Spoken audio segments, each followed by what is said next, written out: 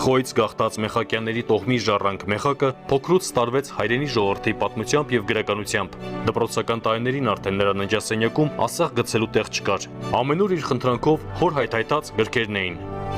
Գրականությունից մեծ եղեռնի ոճրագործություններին ծանոթացած մեխակը փոքրուց տարվեց պատմական արդարությունը վերականգնելու գաղափարով։ Ավարտելով Մանկավարժական ինստիտուտի պատմության ֆակուլտետը, նա վերադառնում է հայրենի Արագած համայնք եւ ստանձնում գյուղի երեխաներին պատմագիտության միջոցով հայրենասիրական դաստիարակություն փոխանցելու առաքելությունը։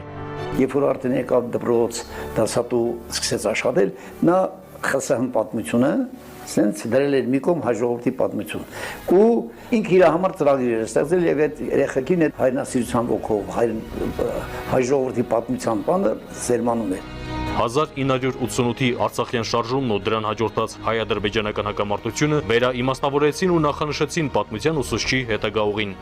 Հոր օրհնությունն ու լիակատար սատարումը ստացած մեխակը Էջմիածնի երկրապահ կամավորականների ջոկատի կազմում մեկնում է Արցախ։ Այստեղ նա գիտակցում է, որ թշնամու դեմ պայքարի ելած հայ կամավորականների համար զենքից ու զինամթերքից էլ առավել ոգին է կարևոր։ Պատերազմական թոհու բոհի մեջ նա քահանա բերեց կնքելու Էդիլու գյուղի բնակչությանն ու կամավորականներին։ Ինքն էլ դարձավ մկրտության կնքահայրը։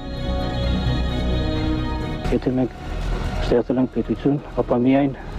բանակային պետական կառուցվածքներում կարելի է պայքարը տանել առաջ անհատական կռիվ էր,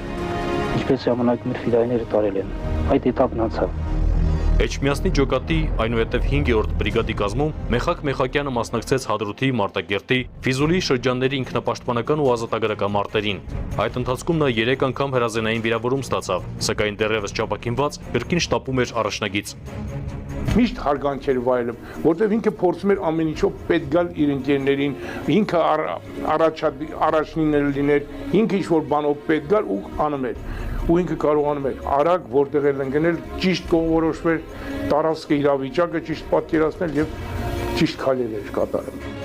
1993-ին հերթական անգամ վիրավորված Մեխակին վստահվեց ներքին գործերի նախարարության 6-րդ գլխավոր վարչության բաժիններից մեկի պետի պաշտոնը։ Որոշ ժամանակ անց, սակայն, աշխատասենյակի պատերից ներս իր տեղը չգտնող Մեխակը դեռևս լիովին չապակինված մեկնում է մատաղիս։ Թշնամին նոր ուժեր էր կուտակում այդ ուղղությամբ, ջանալով հետ բերել կորցրածը։ Վերամիավորվելով մարտական ընկերների հետ, Մեխակը ձեռնարկում եւ իրականացնում իր վերջին մարտական գործողությունը։